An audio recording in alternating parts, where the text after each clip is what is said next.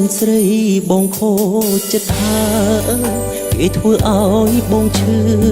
ខ្លាំងណាស់មិនជឿថាគេបដូរផ្លាំងចោលបងភ្លេចស្នេហាខំណែនាំប្រាប់គ្រប់គ្នាថានាងគឺជាសង្សារថ្ងៃមុខយើងនឹងរៀបការគ្រប់យ៉ាងគេបំផ្លា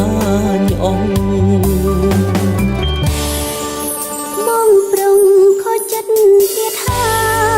យគេធ្វើឲ្យបងយំរាល់ថ្ងៃហេតុអ្វីគេគ្មានប្រណីធ្វើឲ្យបងប្រុងឈឺផ្សាបងអើយឈប់ខូចចិត្តតាបើគេមិនស្មោះស្នេហាខ្វងអ្វីស្រីលើលោកកាគេស្មងអាចមើលថា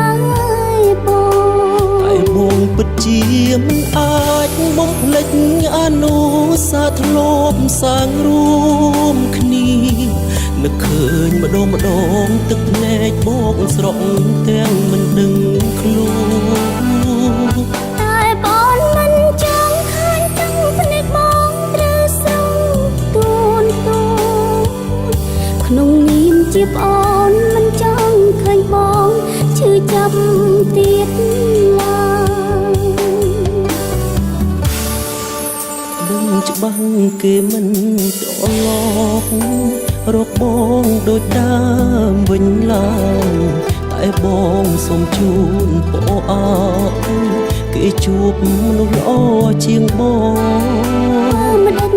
មកគេម្នាក់នោះមិនមែនជាគូនឹងបង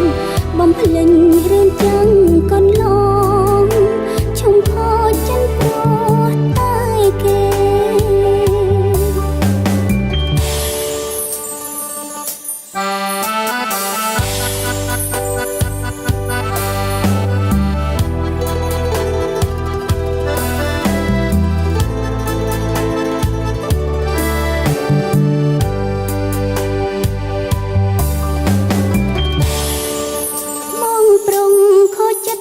ទៀតហើយគេធ្វើឲ្យបងយំរាល់ថ្ងៃហេតុអ្វីគេគ្មានប្រណីធ្វើឲ្យបងប្រុងឈឺផ្សា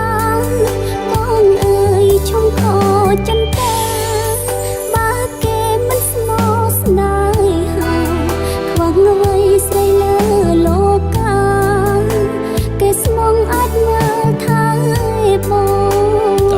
ងពិតជាមិនអាចបំភ្លេចអនុស្សាវរីយ៍ធ្លាប់សាងរួមគ្នានឹកឃើញម្ដងទឹកភ្នែកបងស្រក់ទាំងមិនដឹងខ្លួ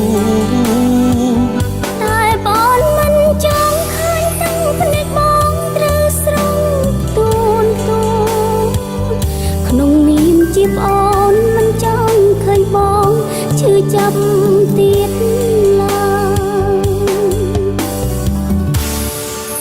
ដឹងច្បាស់គេមិនត្រឡប់រកបងដូចដើមវិញឡើយតែបងសូមជូនពរអើ